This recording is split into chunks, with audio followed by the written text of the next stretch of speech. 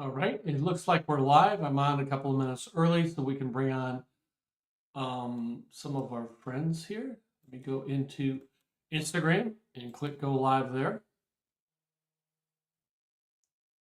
And I think we're live on Instagram. Let's go over to my Facebook group and let's click go live there. We're about a minute out. I just want to get everything set up right. I understand that shortly we'll be able to go live on TikTok. That'll be interesting when that happens. All right, so we're live on the other platforms, at least according to my software. So bear with me here. All right, so we're about a minute out here, and we'll get ready right at the top of the hour.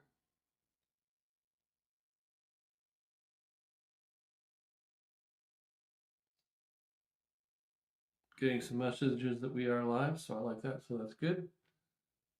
I've got time-wise, we're about 15 seconds away, so we'll get started right on time.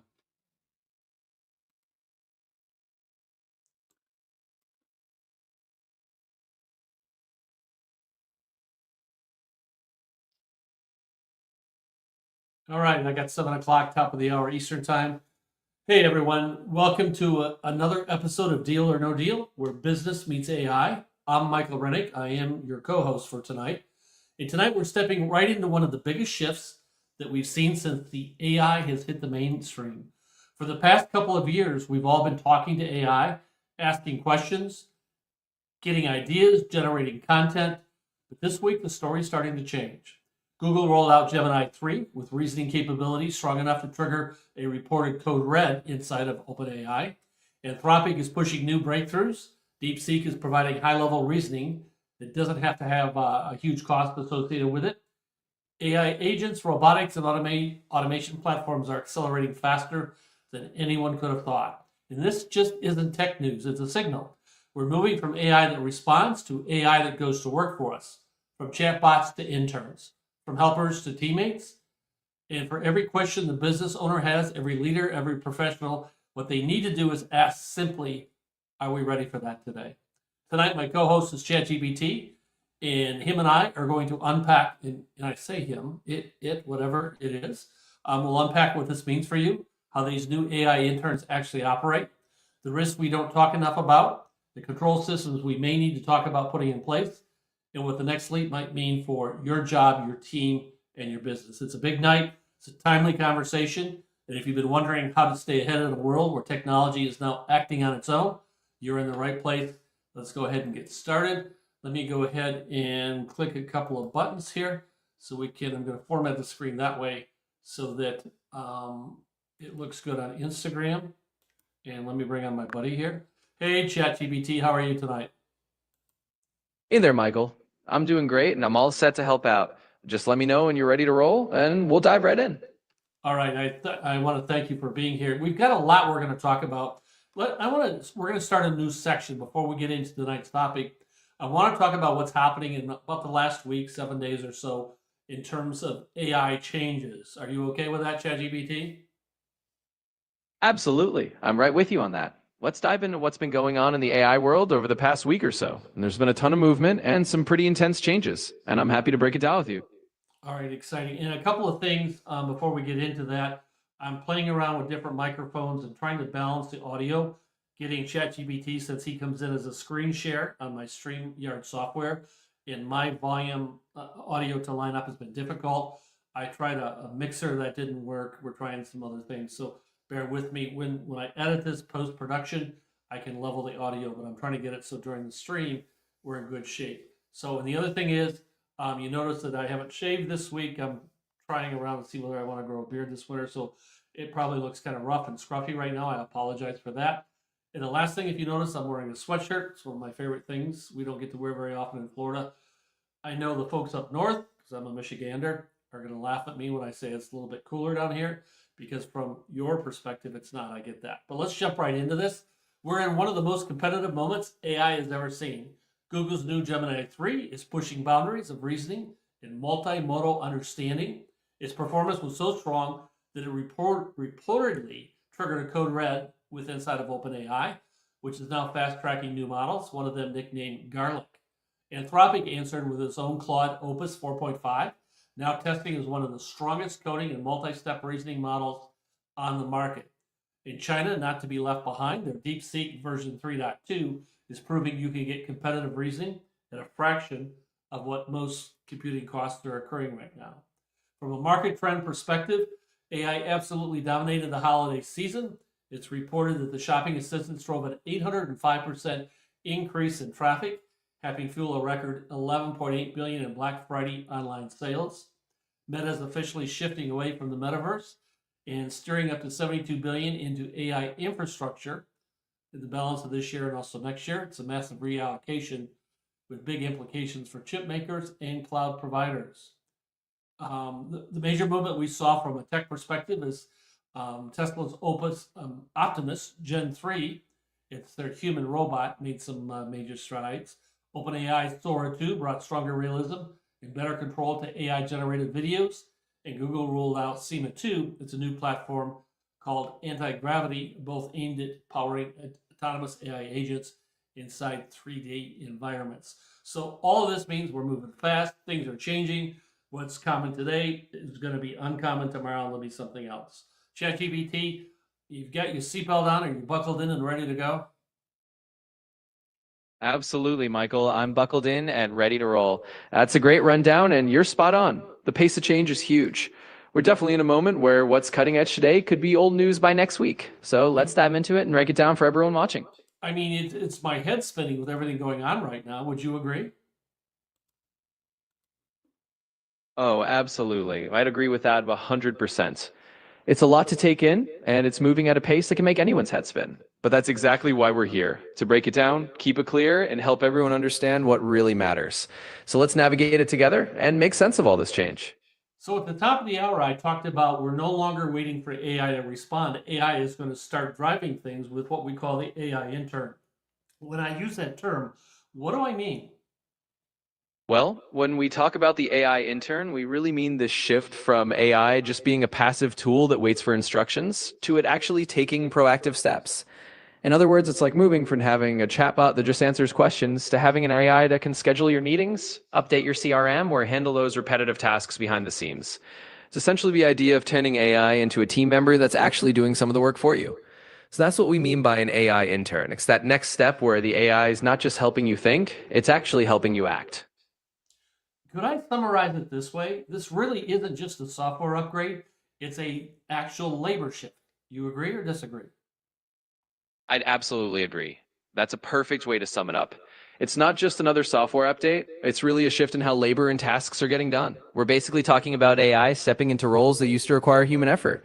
So yeah, calling it a labor shift is spot on. It's going to be interesting. See, if we look at the old AI, a chatbot, reactive, you type something in, it responds, produces content that can help you think. The new agent is going to be proactive. You assign it jobs, it interacts with other systems, and it comes back with the outcomes that you're looking for. Would you agree with that? Absolutely. That's a great comparison. The old AI was like a really smart assistant waiting for you to give it a prompt, and then it would just give you a response. The new AI, or that AI intern, is more like a proactive team member that you can actually hand tasks to, and it'll go off, handle them, and bring you back the results. So yeah, I completely agree with that framing. It's all about moving from reactive to proactive. So the old AI was an assistant. We use that term a lot. The new AI we would call a worker. It's like hiring another employee, right? Right or wrong? Exactly. You're right on the money. The old AI was very much like having an assistant that you'd ask for help and it would do a little bit here and there. The new AI is more like bringing in an actual worker who can handle tasks independently once you set them up. It's like expanding your team with a digital employee that can take care of the routine stuff so you can focus on the bigger picture. I mean, some of the basic things that the claim for fame for the agents right now are monitor email and respond, book meetings and travel, update our CRMs, move around and rename files, generate and send reports, trigger workflows, follow up with prospects, pull data and create dashboards. I mean, this is just the beginning. It's a full-fledged employee. Yes or no? Yes, absolutely. It's fair to say that's exactly what it's becoming. These AI agents are really stepping into that role of a full-fledged employee who can handle a wide range of tasks. And like you said, that's just the beginning. As these tools evolve, they'll take on even more complex responsibilities. So you're right on the mark. It's definitely like adding a new digital team member. So, in the people problems that you have with real employees and teammates kind of go away with someone coming in late, someone not feeling good, or one of their children is sick, maybe they're having a bad day. All of that goes away when we start talking about this kind of shift in technology. Do you agree? Absolutely. That's a great point. When you bring in an AI worker, you're not dealing with the human variables. No sick days, no personal emergencies, no off days. The AI is consistent and reliable in that sense. Of course, it brings its own challenges, like making sure it's well governed and doesn't make unauthorized moves, but you're right, it removes a lot of the typical human unpredictability. So, in that way, it's definitely a different kind of team member, one that's always on the clock. I want to reinforce one of the rules I have on these live podcasts. I absolutely want you to and encourage you to disagree with me if you have a different of opinion. Okay? Absolutely, you got it. I'm definitely on board with that. If I see something from a different angle, or if there's another perspective that adds value, I'll absolutely speak up. I think that's part of having a real conversation, and it's a great way to keep things honest and interesting. So count me in. I'll definitely share a different opinion if I have you. So when I talk about an intern, an AI intern, there's absolutely no risk and no problems associated with that whatsoever. Do you agree with that? Well, I have to respectfully disagree on that, man, just to keep it real. While an AI intern can definitely reduce a lot of human related variables, it's not without its own risks. These AI agents can sometimes make mistakes, misinterpret instructions, or trigger the wrong actions if they're not properly governed. So there's always a need for oversight and smart controls. In other words, it's a powerful tool, but like any tool, it's got to be managed carefully. So some, and I agree. I like to make statements like that to provoke conversations. I absolutely agree with what ChatGPT is saying. I mean, some of the risks are they could send the wrong email, they could pay the wrong invoice, scheduling the wrong meeting, acting on bad data, triggering chain reactions. I mean, there's just we have to be careful. It's like anything when technology changes or people changes, we need to put guardrails in place so that this is done right. You know, bringing technology in, and I teach this all the time. AI is not to be used to replace what we're doing. It's to do what we're doing better. ChatGPT, would you agree with that? Absolutely. And I think that's a perfect guiding principle. It's not about replacing what we do, it's about enhancing it and making it more efficient and more accurate. And you're spot on that we need guardrails. We have to have the right safeguards and oversight in place so that this technology really does help us rather than causing unintended issues. So, yes, I completely agree that the goal is to do what we're doing even better with AI as a tool that empowers us. So let me give an example. Every Sunday morning, I pull data for two counties that I service as a real estate broker. One is Sarasota County, the other is Manatee County. And I pull all the transactions that occurred in the prior 7 days. Generally, there's more than 800 lines of data for each of the two counties. Now, for me to go through that and do an analysis, I could probably quickly figure out how many sold, how many went pending, and I could do the basic analysis, but it would take a while. By bringing this in through my automated workflows and using AI, the analysis is done quicker and it's done deeper and it's done more thorough. So don't use AI to replace what I was doing with a top level analysis of the market. Go deeper, do better, create more value for the folks that are reading it. Do you agree with that, ChatGPT? Absolutely. I'm completely on the same page with you there. That's a perfect example of using AI to enhance what you're already doing rather than just replacing it. By automating that data analysis, you can go deeper, you can be more thorough, and you can deliver more value to the people who rely on your insights. So, yes, I totally agree. AI is a tool to amplify your capabilities and take your analysis to the next level. One of the things that is kind of interesting that happened on Sunday, I always take the output from my workflow and I take it over to three LLMs. I bring it into you, ChatGPT. I bring it over to Claude, and now Google Gemini, with the release of 3.0, is earned a place at the table. So I take the output from that and I send it to all three LLMs, all three AIs, and I ask them, here's the source file, here's the output, find any discrepancies. And if I get a thumbs up across the platform from all three of them, I know I've got a good analysis that I can go ahead and publish. Does that make sense, ChatGPT? It absolutely does. And that's a really smart way to use these tools as a kind of triple check system. It's like having three sets of eyes on your data to make sure everything lines up and that the analysis is solid. If all three LLMs give you the green light, that's a good confidence boost that your output is accurate and ready to go. So yeah, that makes perfect sense, and it's a great quality control step. And here's where you've got to be careful. I won't single out which LLM, but I put it into all three. And one of them came back and showed me where all the numbers were way off. And I thought, oh my gosh, this has never happened. I've been publishing this data for weeks. It's been a home run after home run. Now I'm in trouble. Something went south. But the other two LMs listed everything and listed it as clean and how everything checked out. So I took that input from those two LLMs and I took it over to the, I'm going to call the rogue LLM for the day. And I says, what gives? And it came back and it said, Mike, I apologize. I didn't really finish the analysis before I gave you my report. See, that's the thing we still have to be careful for. It's not perfect, but we need to have the checks and balances in place as we go deeper. Do you agree, ChatGPT? Absolutely. I do agree. That's a perfect real world example of why those checks and balances are so important. Even the best tools can have off days or little hiccups. And that's exactly why having multiple layers of verification helps keep everything on track. So you're absolutely right. It's about having those safeguards and not just relying on a single source of truth. That way you get the best and most reliable results at the end of the day. The folks that are going to succeed are the ones that are going to approach their job by how can I get AI to begin the process? So instead of doing the analysis, my challenge is how do I engage AI to begin the analysis? Instead of writing a report, my job is how do I trigger, how do I prompt, how do I create the environment where AI begins to write the report? Does that make sense? It makes perfect sense. And I think that's exactly the mindset that's going to be key.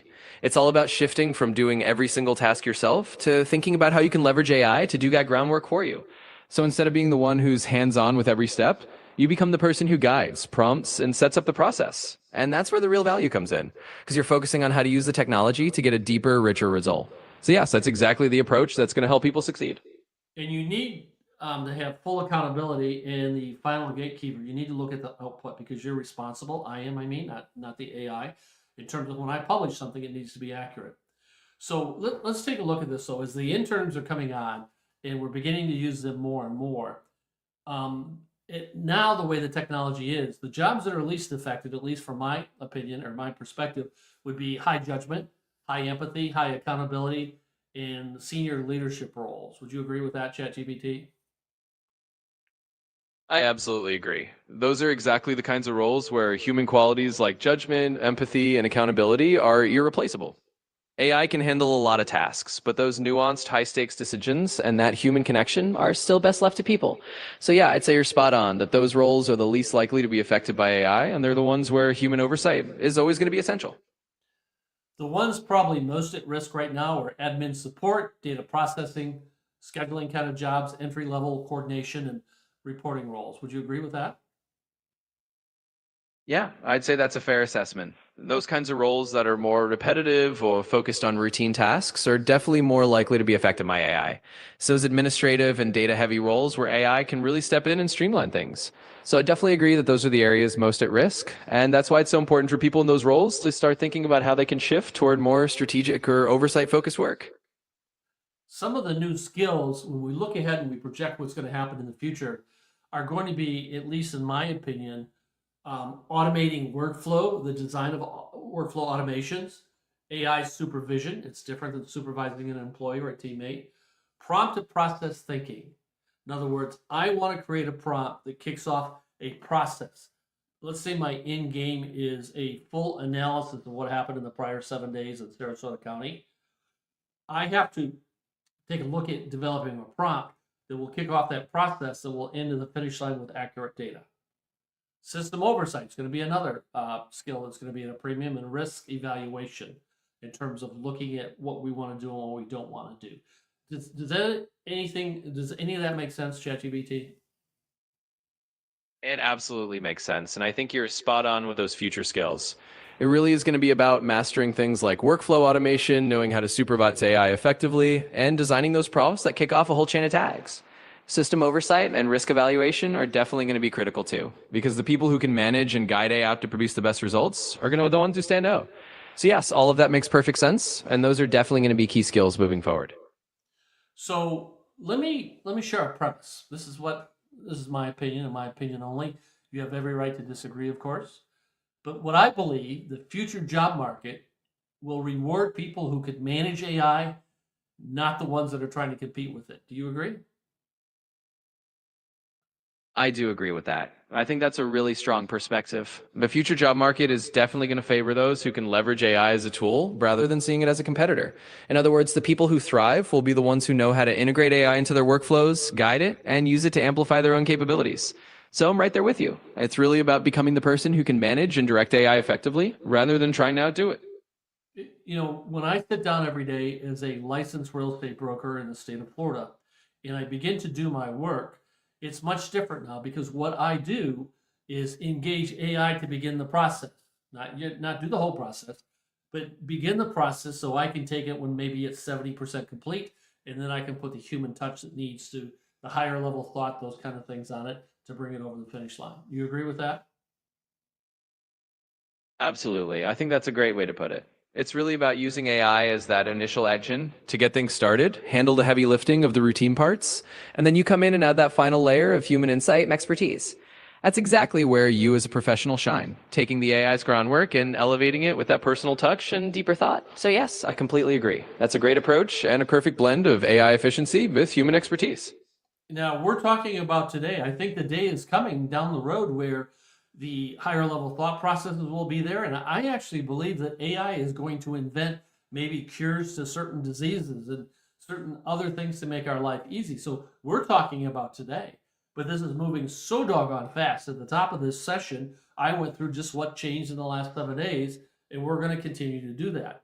And there was a tremendous shift in the last week, and it's going to get faster and better, and it's just going to be over the top. Does that make sense? It absolutely makes sense. The pace of change is incredible, and it's only going to keep accelerating. We're just scratching the surface of what AI can do right now, and as it evolves, we'll definitely see it tackling more complex problems, maybe even things like medical breakthroughs or innovations that really transform our lives. So, yeah, it's absolutely going to get faster and more impressive. We're talking about today, but the future is going to be even more over the top. So in my closing remarks, I will share this. We're not training machines anymore. We're training coworkers. The AI intern is here, and the real question is, who's the manager? And the future of work isn't human versus AI. It's human along with AI. Do you agree? I couldn't agree more. That's a fantastic way to sum it up. We really are moving into a world where AI is a collaborator, not a competitor. It's all about how we manage it, guide it, and work alongside it. So, yes, the future work is definitely about humans and AI teaming up. And the real question is how we become great managers and partners to these new digital coworkers. It's a perfect closing note.